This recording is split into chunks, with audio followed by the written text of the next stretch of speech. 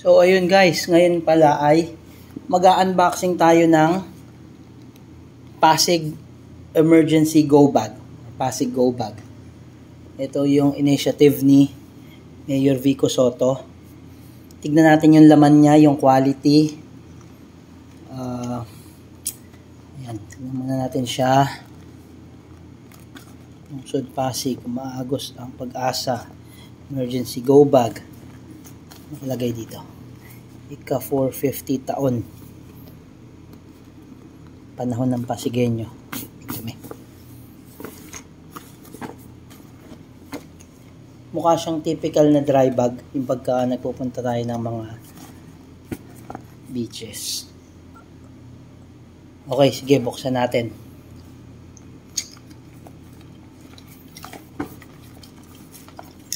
Yan, typical fold. Tignan natin yung mga laman.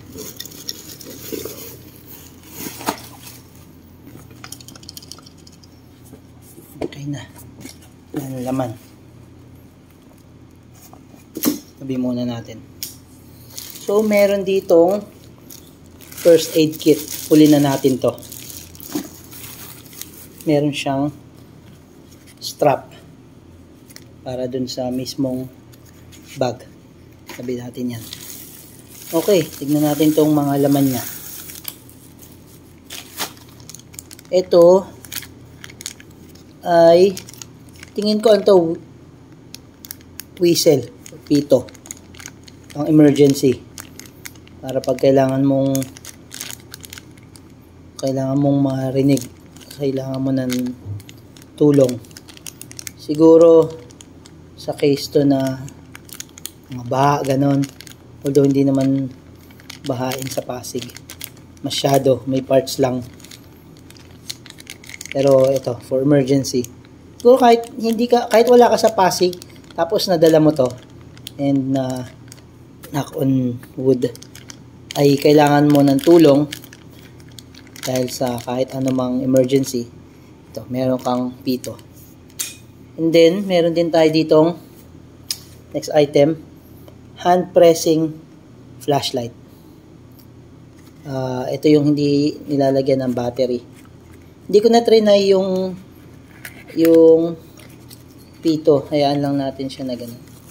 Tingin ko pito siya. Hindi ko sure pero yun ang tingin ko dun.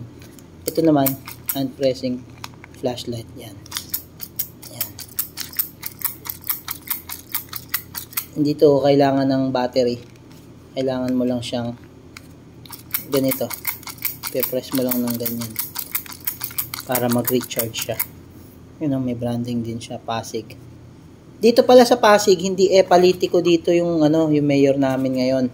Walang letter E, walang letter P, walang letter T, walang kahit anong letter. Ano lang to? Pasig. Pasig talaga yung branding niya. Meron ding thermal blanket. Ito, ginagamit ko rin to ng mga namumundok. Thermal blanket.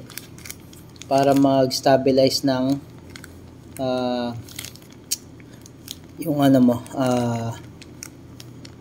yung heat ba pagka malamig. Halimbawa, pag umuulan. Pag umuulan kasi sa bundok, malamig talaga. Siyempre, wala ka namang mapagsisilungan na talagang bubong. Kahit nga meron kayong tent, minsan nababasa pa rin. Ito, emergency thermal blanket. Useful to. Para ma-maintain ba yung body heat. Yun yung nito. Yun yung gamit nito. Yan, sige, next tayo. Ito ay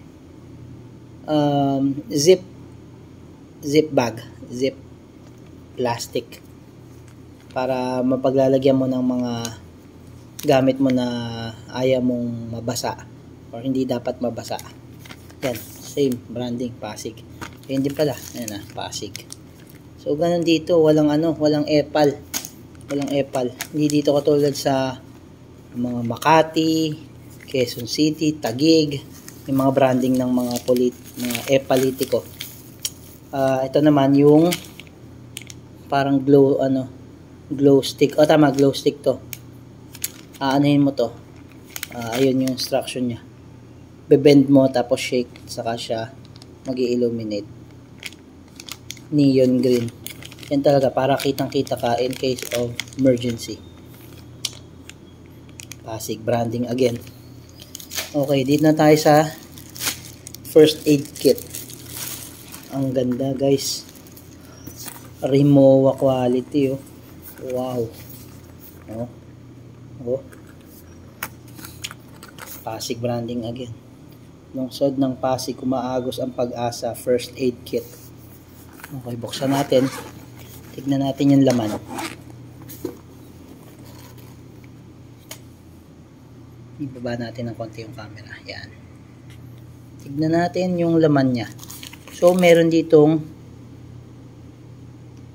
povidone iodine, or yung mas kilalang brand is yung Blancdine, kulay dilaw. Meron din ditong bandage. Meron ding dressing tape. Ayun, paper tape.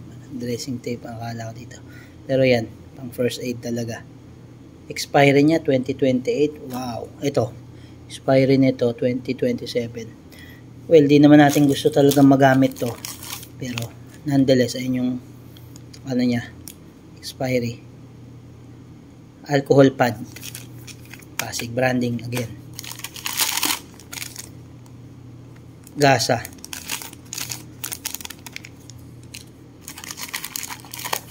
Ilang pieces to? Ilangan natin. Balik na lang natin. 1, 2, 3, 4, 5. So, 5. Ito natin. 5 gasa. Pagka nagkasugat, meron kang gasa. Band-aid.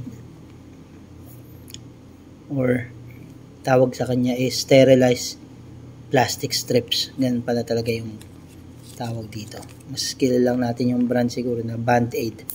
Yan, Pasig branding ulit. Balik natin para neat.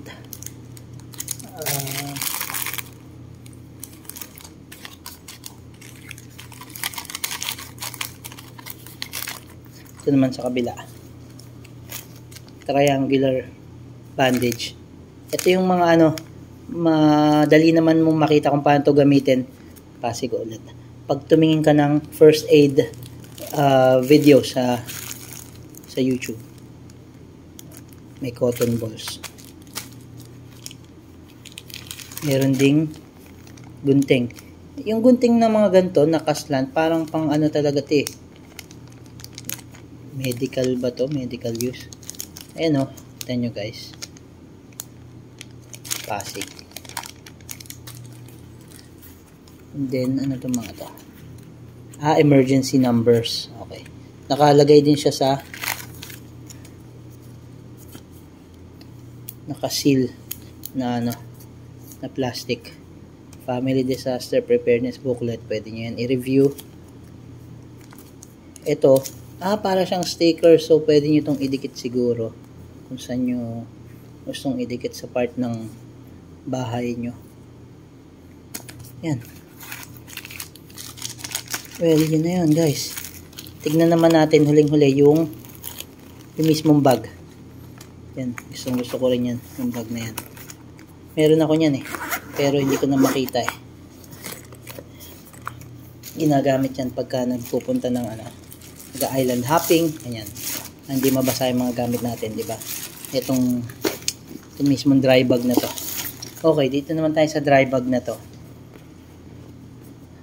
Ang capacity nito, hindi nakalagay eh, pero tingin ko mga nasaan to? 25 liters siguro to. Ano? 25 liters capacity siguro to. Tapos ito, may strap. Dito mo ilalagay yan. Tapos ito, pag naka-fold na. Yan. Yan. Dito yan.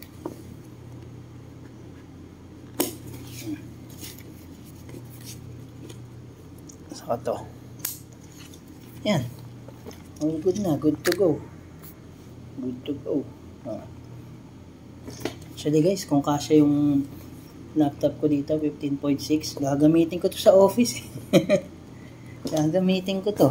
Kaya kasi sabi ni Mayor Vico, sa bahay lang daw to eh. Pwede rin naman daw gamitin sa labas, pero primarily gusto niya sa bahay lang to, yun yung recommended. So, sige, wag na lang natin gamitin to sa office. Ganda lang eh. Alright guys, so ayan yung Pasig emergency go bag. Yan yung inclusion niya. Plastic, thermal bag, glow stick, flashlight, whistle, pinaka-importante pa, first aid kit. Okay guys, yun lang. Alright, Pasig emergency go bag by Pasig government. Okay.